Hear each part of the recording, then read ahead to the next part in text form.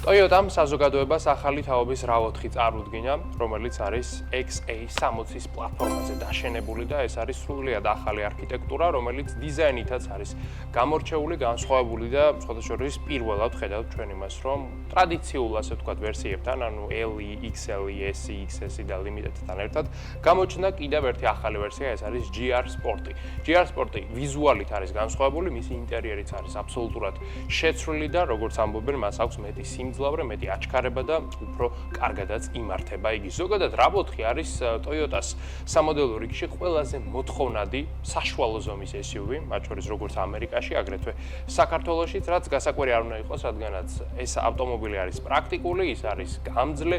ძალიან გამოსადეგი, შესაბამისად მოხმარებლებს ის ძალიან უყვართ და ახალი თაობაც პრინციპში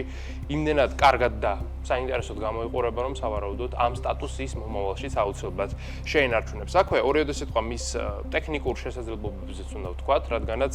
ყველა ახალი RAV4 ამჯერად იქნება აღჭურვილი ჰიბრიდული სისტემით, თუმცა ორი სხვადასხვა ტიპის ჰიბრიდული ვერსია იქნება წარმოდგენილი, ეს იქნება ტრადიციული ჰიბრიდი, რასაც Toyota უკვე მრავალი წელია ბაზარს სთავაზობს და მეორე ვერსია იქნება plug-in ჰიბრიდი, ანუ დამუხტვადი ჰიბრიდი, ორივე შემთხვევაში ვხედავთ 2.5 ლიტრის მოცულობის 4 ცილინდრიან ძრავას, რაც პრინციპში ყველასათვის კარგად ნაცნობია და ვიცით რამდენად გამძლე და კარგი ძრავა არის ეს, ხოლო ვერსიის მიხედვით სიმძლავრე იქნება განსხვავებული, ხოლო სიმძლავრე იწყება თავად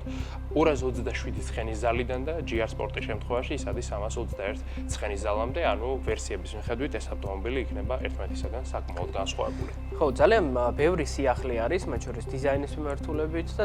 აგრეთვე განსაკუთრებულად მნიშვნელოვანი არის მულტიმედიის სისტემური უზრუნველყოფის და უსაფრთხოების სისტემა ამ ტექნოლოგიურ დონეზე, როგორ განახლდა ავტომობილი. პრინციპში ინფოთეინმენტი არის პირველი, რაც ხალხში გვხვდება, როცა ვუყურებთ ავტომობილს, რადგან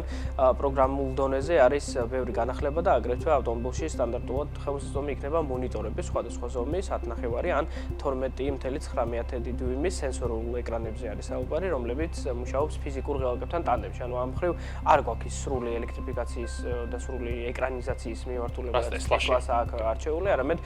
Toyota, რომელიც უფრო კონსერვატიული კომპანია ამ მიმართულებით, ხვდება, რომ ღილაკები არის ძალიან მნიშვნელოვანი და ერგონომიულად გაცილებით უკეთესი ვიდრე სენსორული ეკრანი. თავად დიზაინს რაც შეეხება, ის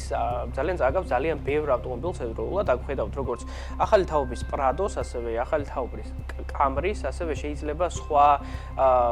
დეტალების დანახვა სხვა ავტომობილებიდან, მათ შორის ხშირად ამბობენ, რომ სხვა ბრენდის ავტომობილებსაც გავს გარკვეულწილად, რაც პრინციპში საინტერესო ხედვა არის, რადგან Prado განახლდა, როგორც ვიცით და ზოგადად Toyota-მ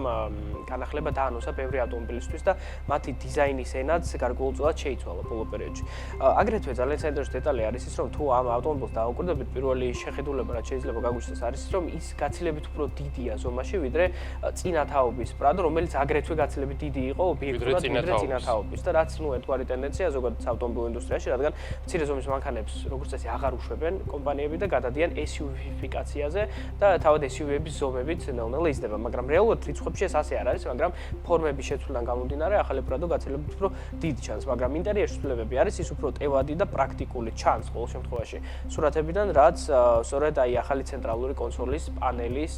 და სხვადასხვა დეტალური ცვლილებების შედეგად იქნა მიღებული. მოკლედ, მალე გამოვა ახალი RAV4 და ვნახავთ მას დარწმუნებული ვარ თბილისის ქუჩებში არაერთს, რადგან საქართველოში RAV4 განსაკუთრებით პოპულარული ავტომობილია.